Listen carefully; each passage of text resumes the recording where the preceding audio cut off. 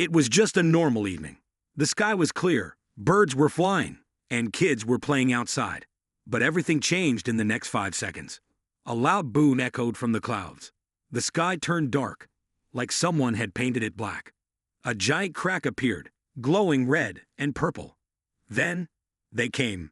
Massive black ships, silent and smooth, floated down like ghosts. No one had ever seen anything like them. People stopped in the streets, staring. Some took out their phones. Others ran. Inside one of the alien ships, a creature with 4 eyes and silver skin watched Earth carefully. "Begin Phase 1, it said in a cold, robotic voice. Back on Earth, Captain Ryan of the Earth Defense Force rushed to headquarters. He had seen the ships on satellite. He knew this day would come. But not so soon. "These aren't just visitors," he said to his team. "They've come to destroy." As the aliens began landing in major cities, they released dark machines that scanned everything, and then started attacking. The war had begun, but humans were not ready. Or so the aliens thought. The alien ships didn't make any sound when they moved. They floated over cities like giant shadows, dropping black machines that looked like spiders. These machines had red eyes, sharp legs, and deadly lasers. They didn't speak. They didn't wait. They just attacked. Paris, New York, Tokyo. No place was safe. People ran, screamed, hid, but the machines were too fast. In a hidden base under the Rocky Mountains, Captain Ryan stood in front of a giant screen. All over the world, red dots showed where the alien attacks were happening. Earth was losing fast, but Captain Ryan wasn't ready to give up. "We may not be stronger," he told his team, "but we are smarter." He ordered all satellites to scan the alien ships. He needed to know what powered them. Meanwhile, in the alien command ship, the leader of the shadows watched Earth burn. His name was Arful, and he believed humans were weak. "This planet will be ours in 7 days," he said. But Arful made a mistake. He didn't know about Project Phoenix. In a secret lab deep under the ocean, a group of scientists had been working on something powerful, something that could fight back. As the aliens began to surround the Earth, a strange light started glowing under the sea, far below the ocean's surface. A giant metal door opened. Out came a machine, shaped like a fighter jet, but larger than anything ever built by humans. It glowed blue, powered by an unknown energy source. Its name was Project Phoenix. Dr. Alina, the lead scientist, stood inside the underwater lab, watching the machine rise. "This is Earth's last hope," she whispered. Project Phoenix wasn't just a weapon. It could fly, cloak, and even hack alien tech. But only one person had the skills to control it: Captain Ryan. He arrived at the underwater base within hours. As he entered the cockpit, the machine came alive like it recognized him. Lights blinked. Systems unlocked. Ryan gripped the controls and took a deep breath. "I'm ready." Above the ocean, alien ships were scanning the waves. Arful had detected energy spikes, and he didn't like surprises. "Find it," he ordered his soldiers. "Destroy it." Within minutes, 2 alien cruisers flew down toward the ocean. They dropped keep bombs into the water, trying to blast whatever was hiding below. But they were too late. With a roar, Project Phoenix shot out of the ocean like a missile, glowing blue, fire bursting from its engines. Captain Ryan was now in the sky, and for the first time since the war began, humans had something the aliens didn't expect: a weapon they couldn't understand. Captain Ryan's heart pounded in his chest as Project Phoenix zipped through the sky.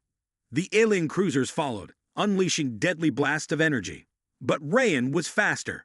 He dodged the beams, sending Phoenix into a sharp roll that left the aliens in the dust. With one swift move, he targeted the closest cruiser. Locking on, he muttered, his fingers flying over the controls. A blinding blue beam shot from Project Phoenix, cutting through the alien cruiser's shields and blasting the ship into pieces. It fell from the sky, burning as it crashed into the ocean below. But the victory was short-lived. Arful, watching from his command ship, clenched his fists. He had underestimated the humans. "Activate the dreadnought," he ordered. "Time to end this." The dreadnought was a massive alien warship, far larger than anything the humans had seen. It descended from the clouds, blocking out the sun. Its weapons were like nothing Earth had ever faced. Below, cities continued to burn. The alien machines destroyed everything in their path. Humans had fought back, but they were losing ground fast. Back at the Earth Defense Base, Captain Ryan's team was scrambling for answers. "We can't beat the dreadnought with just Phoenix," Ryan said, his mind racing. "We need more firepower." Dr. Alina walked in with a new plan. "There's a secret weapon we haven't used yet, an ancient energy source buried deep beneath the Earth's surface. If we can harness it." Ryan's eyes widened. "Let's do it." But, as the two prepared for the final assault, the alien fleet began to move closer. Hatzarthol was ready to crush Earth once and for all. The countdown had begun. The ground shook as the massive dreadnought descended, its dark silhouette blocking out the sun. The alien machines below marched forward, relentless in their destruction.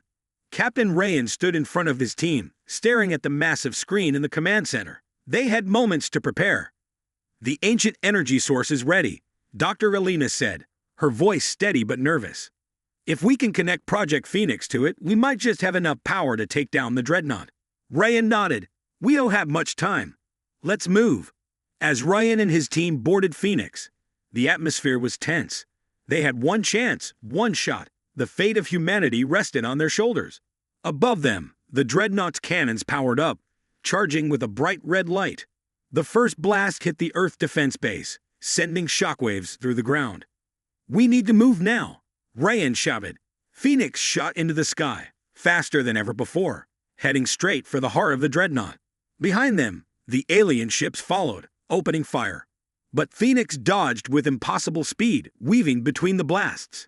Dr. Alina worked quickly, her fingers flying over the control panel, linking Phoenix to the ancient energy source now. The machine hummed to life, glowing with an intense, almost blinding blue light. It was stronger than ever before. "Power levels are off the charts," Dr. Alina exclaimed.